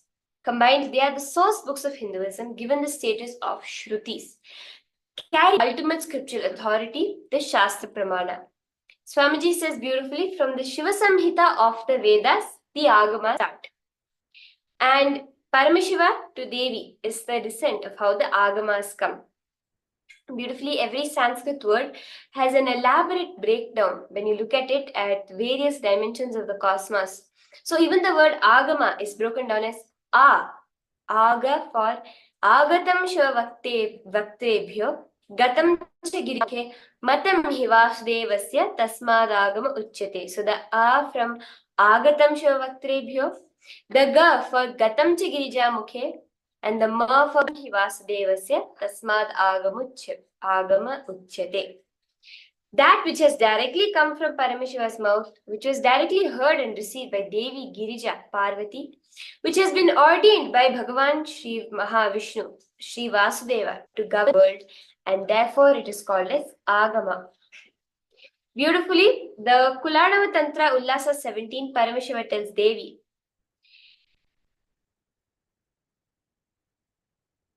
Veditakhila Shastrartha Saddharmartha Nirupanat Darshananam Pramanatvat Veda Ityam Vidhiyate. Because it determines the purport of all the communicated Vedita scriptures and of all sacred dharma, it is because it is the standard direct evidence of all philosophies, darshanas, it is called Veda. Paramashiva has revealed so many agamas, mainly 108 agamas, revealed by Paramashiva over 60,000 years ago. 28 main agamas, thousands of sub-agamas, upagamas, the 64 tantras and 16 nigamas. Over 20 million verses are available for Hindus when put together. Agama is what is split up as the Yoga Pada, Vidya Pada, Jnana Pada, and Kriya Pada. In the Kamika Agama Purva Pada Sutra 12, beautifully the script verse says, Kriya Charya Samopetam Yoga Jnana Vittam Param. This is a supreme scripture associated with all the four sections, Charya, Kriya, Yoga, and Jnana. Jnana Pada, the truths of Paramashiva, entering into the individual through the transformative powerful cognitions and power manifestation. In the Jnana Pada, in the Vidya Pada of Agama, that pure knowledge is divided into three portions. Knowledge of the self, the Jiva, on the 5 states of consciousness, the science to achieve oneness with Paramashiva. The second is Ishvara, the Lord, the divinity, the powers of Paramashiva, the different dimensions of Paramashiva, the way he empowers his energies and incarnations to run the cosmos.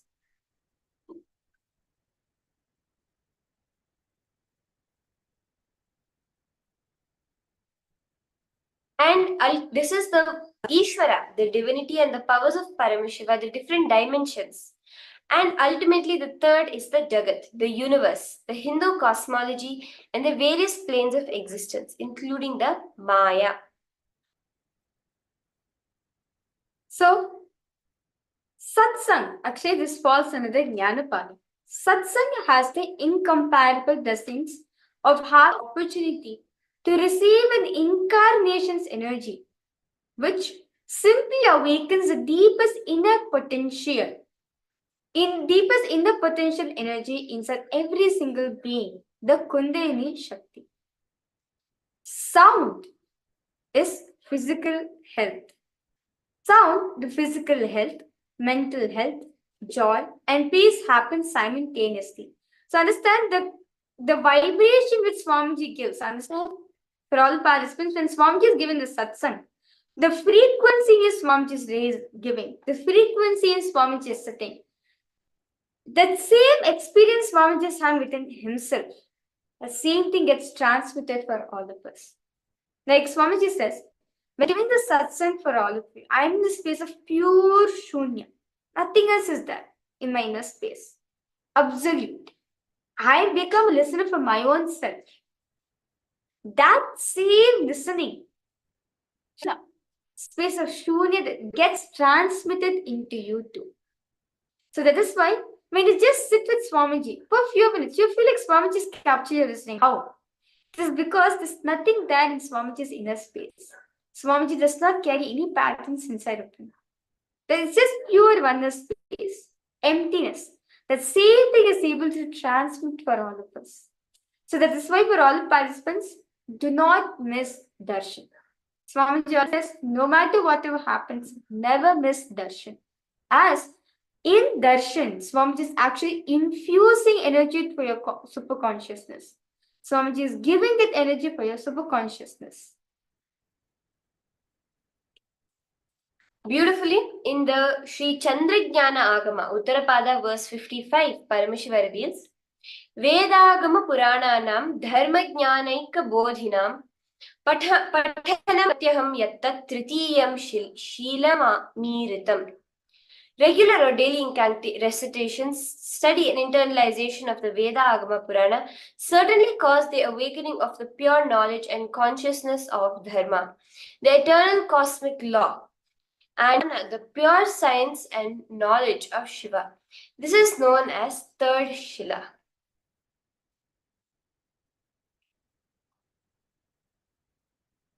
The next is the Kriya Padas of the Agama. When you understand the science of Kriya Pada as per Agamas, every moment of your life will become more and more powerful, more and more intelligent, and more energetic. When you practice Agama, especially the Kriya Pada aspects, Swamiji says, you'll actually develop tremendous respect for yourself, as Kriya Pada is the time where you're actually spending your time with Swamiji. The puja. Kriya Pada is all the rituals aspect of the Agamas which Paramashiva has given. One should do to experience that ultimate oneness with him. So puja is the rituals we do. Puja is a personal time with Guru and Paramashiva. Puja is the ultimate stress buster. The Guru Puja and the Shiva Puja is a nectarine space to connect and experience the Paramashivatva, oneness, Advaita with the Guru, the embodiment of cosmic consciousness. So all participants, every single day doing the Nitya Puja matters a lot, as when you do the Nitya Puja, you get that space in which Swamiji is in. It's for example, you carry a lots of stress within yourself, lots of incompletions you're carrying within yourself, do not know what to do in your life. Just come and do puja. Immediately, Paramashiva will answer back, because during the puja time, it's your personal call with Swamiji. Puja is the time with Swamiji saying, this is the time I'm available for all of you. Go and ask me any questions, anything you want. I'll definitely fulfill it for you. It is your time with Paramashiva. Beauty in the Sri Guru Gita, Sutra 45, Paramashiva reveals, Vande Guru Padadvandvam, Van Manas Chitta Gocharam, Shveta Rakta Prabha Abhinnam Shatyatmakam Param. I worship the Guru's 2 feet, which are within the reach of speech, thought, and contemplation, which have different lusters of white and red representing Shiva and Shakti. So, the earliest time when Swamiji started doing the puja is actually from a very young age. Swamiji started the puja. Like the first time Swamiji started relating with the deities. That's the first time Swamiji started experiencing the Kriya Pada aspect in his life.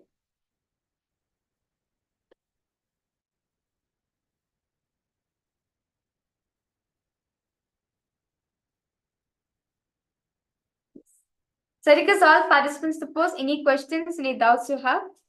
Do feel free to post in the chat section. See, understand the introduction. Actually, throughout the whole program, we elaborately be understanding about these 4 sections: the 4 Charya Pada, Kriya Pada, Yoga Pada, and Jnana Pada. All these 4 you'll be understanding very detailedly. This is just for us to all of us to understand as to how this whole program is designed. Understand all the participants, every single thing in program, whether the initiation is being received, the meditation techniques, the meditation processes to be practiced, the listening, each session exactly on what listening, the internalization exercise is given, the completion process is given, and even the Nityananda Yoga, the way everything is structured, everything is designed personally by Swamiji. It's for, as Swamiji says, I'm reviving the science for all of you to experience the best contribution of Hinduism. Hinduism has so much to share, as is the best religion. In any field you want to take, Hinduism has the best source scriptures for it. So putting all the best things put together is just this Paramashivoham program, where all of us experience the different aspects of life on what Hinduism has to say for it.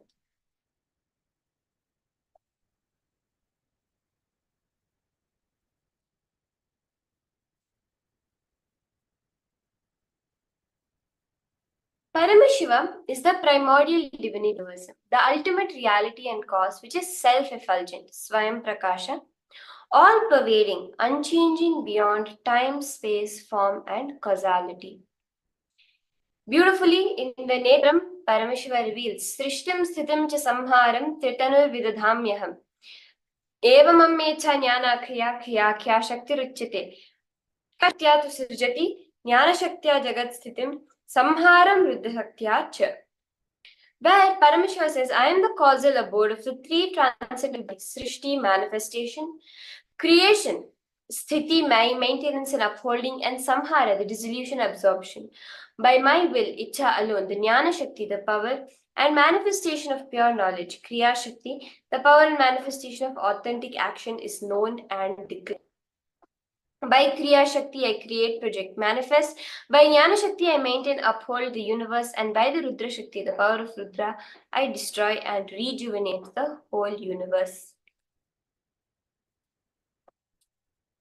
So understand, Swamiji says, Paramashiva declares that each and every one of us are Paramashiva in all this. As very fundamentally Swamiji says, the initiation of Shiva Dīkṣā is nothing but what? Deciding that strongly, cognizing that you are Paramashiva, you are Paramashiva's form.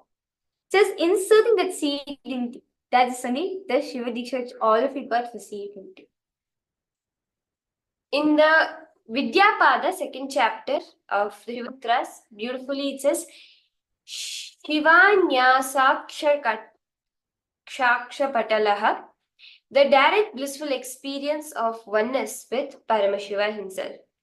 So basically it says, I am the individual self, Shiva, who is considered to be the supreme self and is different from me. He who contemplates in this way, being under the spell of ignorance and infatuation, will never attain the exalted qualities of the Lord Shiva, characterized by the power of all knowing and that of all doing. Shiva is different from me. Actually, I am different from Shiva. The highly refined seeker should avoid any sort of notion of difference.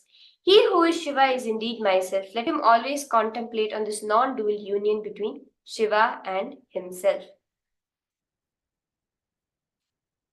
So, Swamiji says, some people manifesting in your life is the creation aspect of Paramashiva. Actually, you'll be understanding deeply how Paramashiva runs this world, how Paramashiva does the Panchakritya, the 5 actions to run this whole universe. But to give a rough understanding, all the participants, actually, Paramashiva, as revealed in the Agamas, in the source scriptures of Hinduism, source books, Paramashiva does the 5 actions, the Panchakrityas, which is the Srishti, the creation aspect of the universe, the Sthiti, the maintenance, the sustenance aspect of the universe. Third is the the Samhara, which is the rejuvenation aspect of the universe. The next is the Trobhava, the pulling in delusion and delusion. That aspect of Paramashiva. And the last is the liberation. The liberation is the Anugraha aspect of Paramashiva. So all these 5 put together are the 5 actions of God. So Swamiji shares that the way to experience Paramashiva in you, when some people are manifesting in your life, when new people are starting to manifest in you,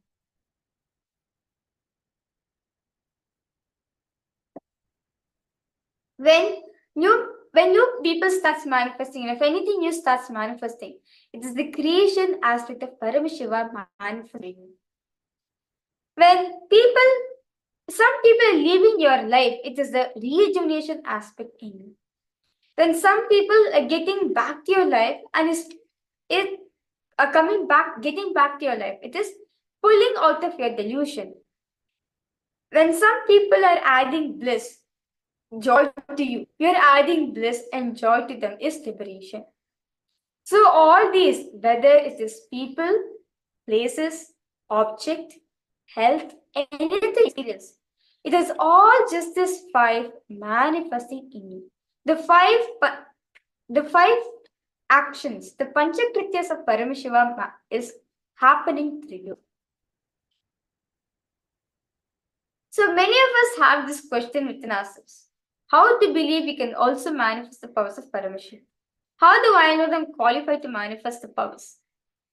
Well, Swamiji shares very beautifully that when the incarnation, when Swamiji happens to use that experience to give us the first push to experience Paramashiva, we start experiencing the space of Paramashivoham.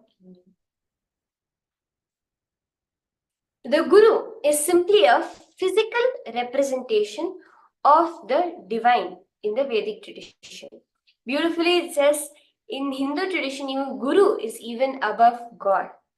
There's actually a very popular knowledge that in the Hindu kingdoms, in the Hindu ruling authorities, it says nobody is above dharma or the law, not even the king. The only being who is able to exist independent of the law is the rishis, is the gurus that experienced God themselves. They say even God is not above the law, but the guru is the only being who is above the law. In the fact, the guru is the only scripture that is alive. See, surrendering to the God is difficult. You don't know where is God, who is God, how does he look. We don't know these things. God is just a mere concept, but the Guru is real. Through his form, you can take a quantum jump, a quantum leap into the divine. In the 9th verse of the Guru Gita, beautifully it says, Gurur Bhujatmano Nanyat Satyam Satyam Vanane Satyam Satyam Gurur Buddhyatmano Nanyat Satyam Satyam na samshayah Kallabhartam Prayatnastu Kartavyo hi Manishibihi. The Guru is not different from the conscious. Without doubt, this is the truth, this is the truth. Therefore, wise men should make an effort to seek him.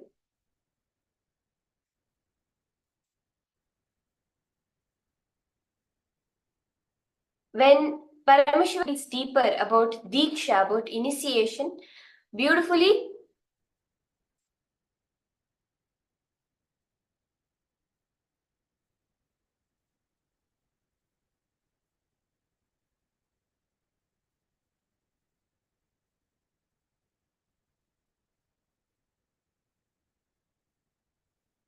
So understand, for all participants, the most effortless and blissful way to raise our spiritual frequency is by Guru's grace, by Dīkṣā.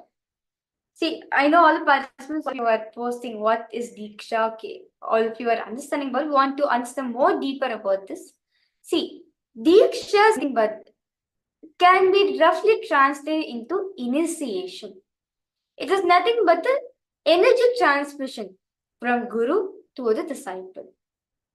So a moment Dīkṣā, a moment initiation received in the mode of intense surrender can bring out more irreversible transformation in your life than years of meditation and spiritual practice.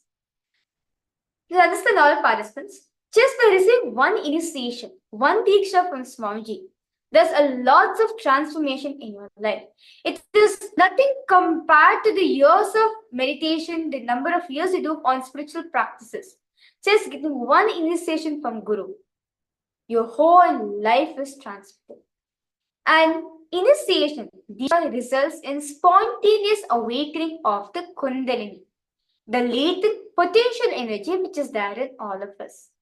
Research in neuroscience has proven that Dīkṣā floods the body, brain with intense Kundalini energy into you.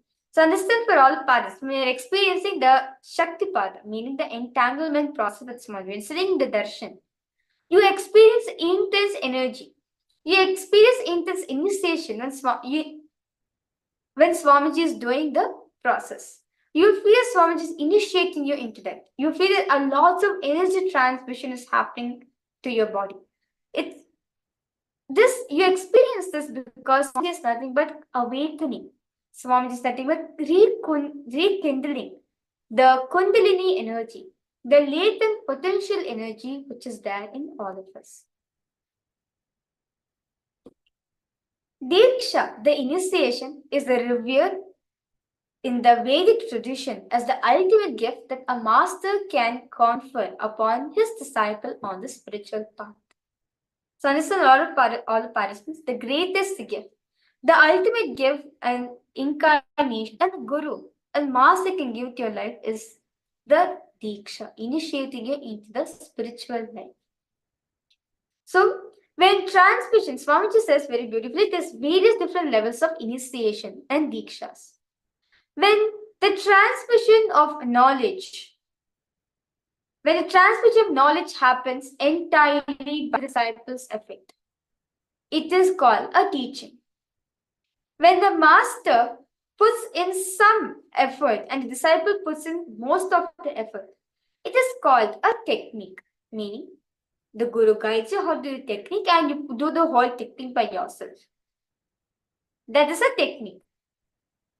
When the same knowledge is transmitted with only a single effort on the disciple's part, it is called a process, meaning when the Guru is transmitting, when the master is transmitting that energy, when the master is transmitting this knowledge to you, and you just need to do little effort from your side, meaning like just being attentive, being awake, actively participating, just being Swamiji's breathing space.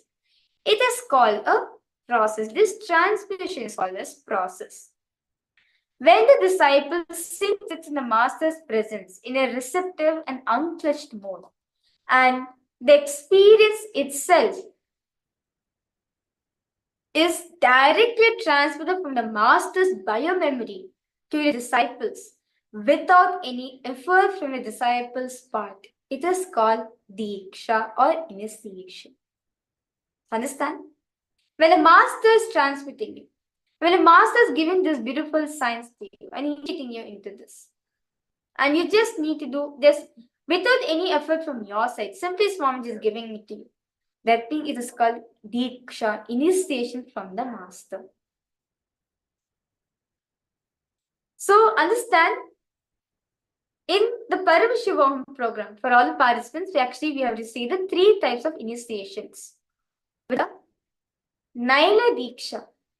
For highly receptive disciples, even a side glance from the master's eyes is the initiation. Such a glance is revered in Vedic tradition as Guru Kataksham, meaning just Guru's eyesight falling on you. There's lots of energy, it's lots of transformation in our life. Such thing is called a Bhava Samadhi Darshan, where just by seeing the master, you experience the same thing. The next is the Mantra Dīkṣā. Each mantra carries a unique vibrational power. When the avatar gives you Mantra Dīkṣā, he transmits the vibrational power of the mantra.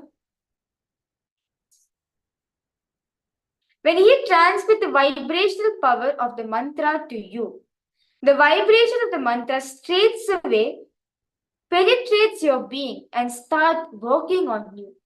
If you don't understand, even if you don't even understand that meaning, but just being receptive, absorbing what Swamiji is giving, the frequency, the vibrational power Swamiji is giving, that transmission is called a Mantra Dīkṣā, where through vibration Swamiji is initiating you. The next is called the Sparsha Dīkṣā, where just by a physical touch of the master, just by the master touching you, the same energy transmission is given to all of us. So there's 3 different ways Swamiji initiates us, either by touch, the physical touch of the master, or just by the look of the master, or just by the word, vibration power from Swamiji himself directly. So I request all participants to post any questions, any doubts you have. All of you can go ahead and post. I request all participants to post, how was the experience of today's program for all of you? As today is the day 1 for all of you. I request all of you to post, how was the experience for all of you? You can go ahead and share. Ma Rosita, Ma Johan, Ma Lisika. I request all of you to go ahead and post your experience. What are the cognitions? What are the sessions all of you understood? Your experience throughout the whole program, I request all participants to go ahead and share. Yes, how was the whole day for all the participants?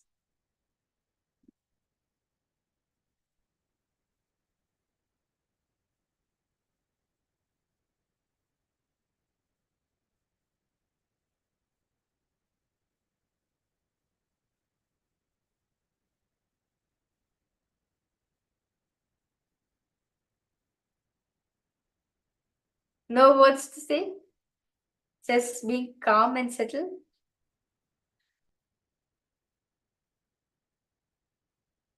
That's fine. However you felt, you can post it in the chat section, no problem.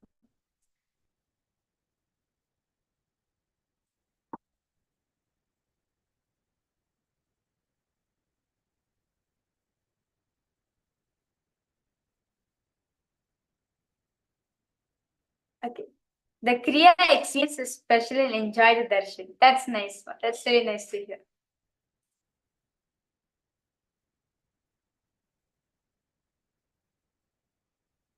How about for lesser participants? Anything else all of you want to share? So, understand for all the participants, this is just day 1 of the Paramashivoham program. Well, we still have 20 more days to go.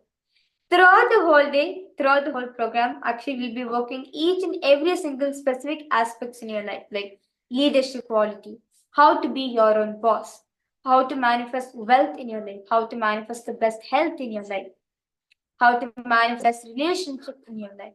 In every single field of life, Swamiji will be actually revealing us the best truths to experience that in our life. Okay, my Christiana, you have posted, this was amazing.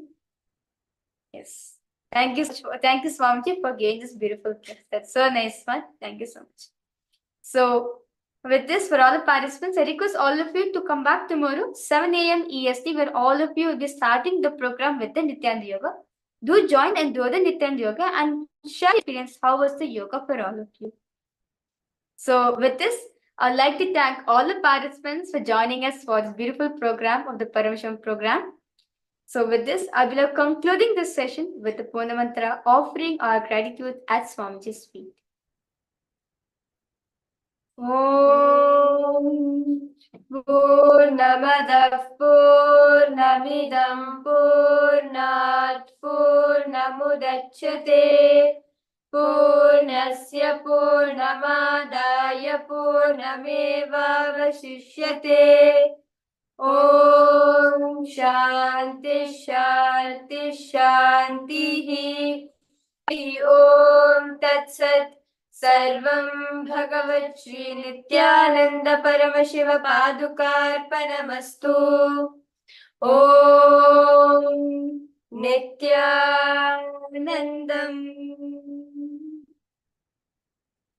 Thank you everyone. Nithyanandam.